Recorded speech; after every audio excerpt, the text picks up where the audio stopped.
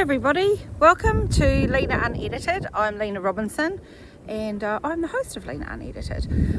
Today I'm going to be talking to you from the park. I've been for a nice walk this morning and was taking photographs in the park for my nature and stuff, but as I was walking, I was thinking about what I wanted to talk about today. And the topic that I wanted to talk about, which I'll tell you in a minute, once you like or subscribe or hopefully comment at the end, that would be really good. So the topic that I wanted to talk about today is that of branding. Now, often I talk about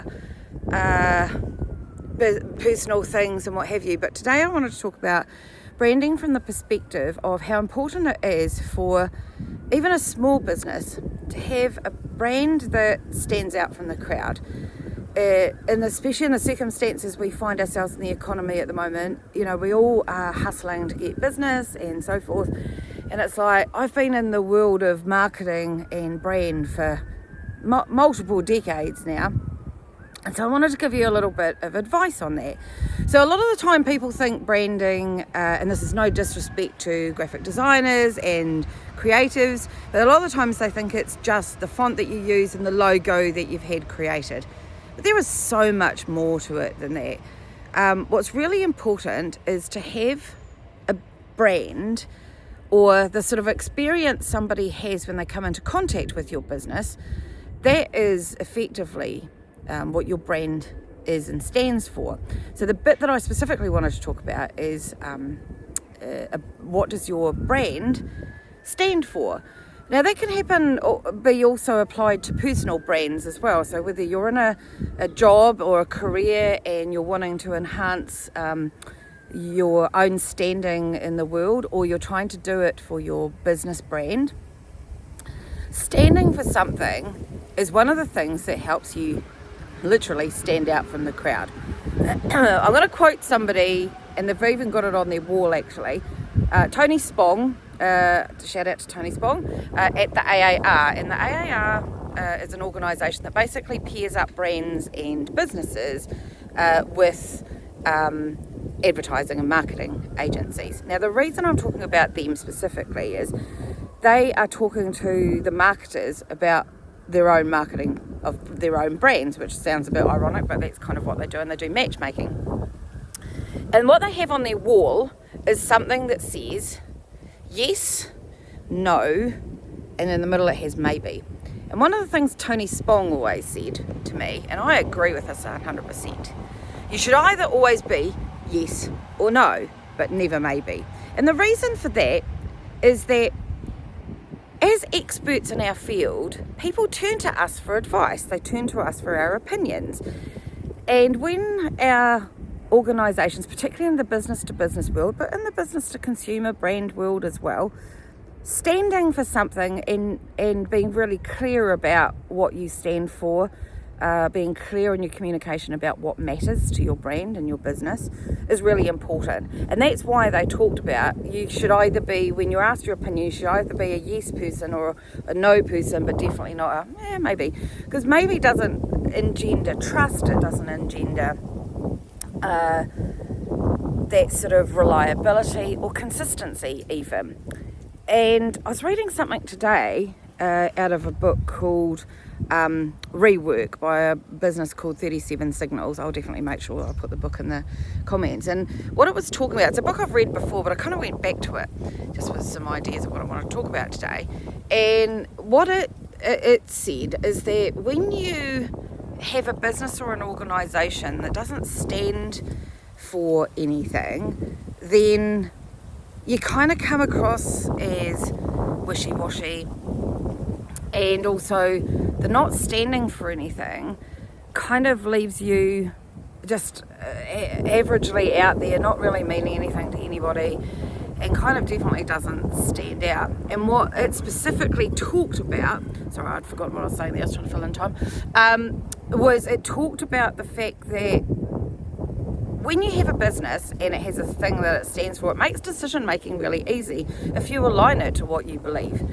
And I think one of the challenges we've got, specifically in the small businesses, but I've seen big brands do it as well, is that we're currently in an economic difficulty in a lot of countries around the world, and as a result of that we often make decisions based on a little bit of fear, a little bit of worry. We chase after businesses or customers or clients. And one of the most important things that I've always tried to apply, some of you may have heard me use this terminology before, is that I try and work with people to move them from chasing clients or prospects or customers to attracting.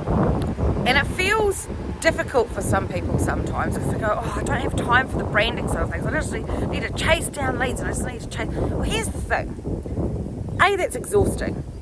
B, isn't it much easier to sell to somebody when they're already bought into you? They're bought into your organisation, they're bought into your brand, they're bought into your business. And when they turn up, even if they're just having a look around, whether they turn up at an event or on your website or on your Instagram or your TikTok or whatever your social media is, or they're reading your email, or they're just coming across your product in a shop or in a store or what have you, it is so much easier to close a deal or to make a sale with somebody that already thinks that you guys are there for them.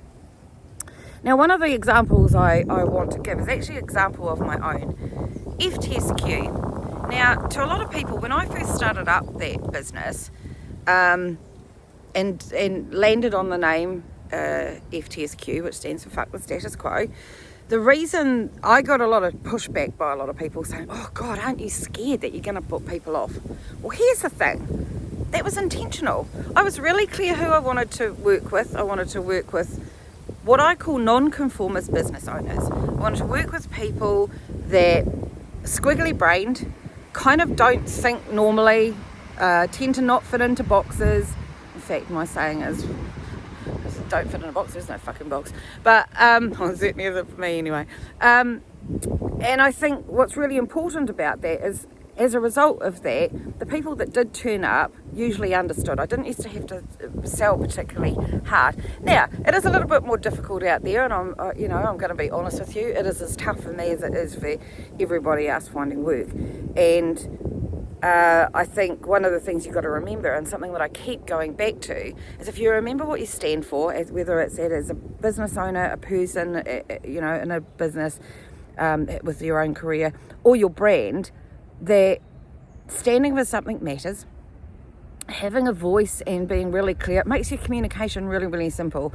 When I used to do a lot of brand positioning work for people, a lot of the time they'd want to jump straight to new business. And my view of that is that if you aren't clear about what you want to say, you aren't clear about how you need to communicate it, you're not clear about who your audience is and what matters to your audience, then you're going to really struggle with your marketing. You can throw lots of money at your marketing, you can do lots of things, you can do all the channels, but if you're not clear, you're not concise, you're not clear who you want to talk to or what you want to say, and you're not either saying yes, that's a good idea, or no, that's not a good idea, and whatever you do and run your business, then you're going to struggle. A lot of people are going to struggle if you don't get that right. And it's something that I always push back on when a lot of people go, oh, well, how many leads are you going to get me in the first 3 months? It's a wrong question. It really is. Doing it right, in my opinion, takes time. To have a sustainable, long-term business that's going to bring in money and consistently bring in money, you need to be clear who you are, clear what your positioning is, and definitely clear about what you stand for, what you care about, and what you want to communicate. So with FTSQ, particularly with the consultancy, it has always been about, I want to support those people that kind of always feel like other, always don't necessarily fit, struggle with what I would call straight-brained consultant. And there's nothing wrong with this. Is not me dissing anybody that's not that way inclined, but there are horses for courses, right? And I'm really clear about who I like to work with.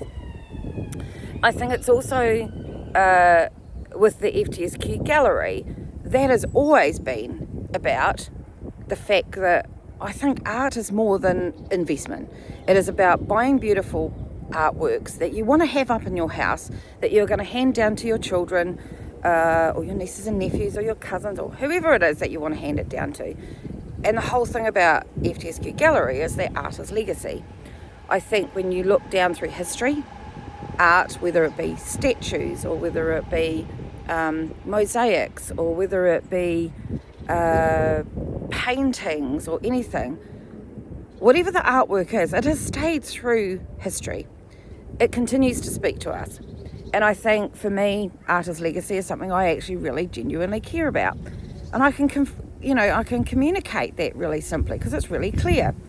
So those are my two examples. I think there are other organisations out there that also have clear examples of who they are and what they stand for as well. So yeah, that's kind of what I wanted to talk about today. What you stand for matters. As a business owner, it matters what you care about and what you stand for. Try and work on that positioning so that you can attract people to you rather than get exhausted by chasing all of the time. Because if you want to stand out against the crowd, and it is a very crowded marketplace out there in most industries, then in order to do that, you need to be really clear about what you stand for and how you say it. So yeah, that's pretty much me today, talking about positioning, talking about why standing for something matters in your business. And yeah, if you ever want to have a talk about that, I'm always around. You can always find me. You can leave your comments if there's any questions anybody's always got, please do so. But yeah, stand up for things. Stand up for what matters to you, for your business, your career and your life. Anyway, that's me for today. Thank you for listening and see you later, everybody. Bye.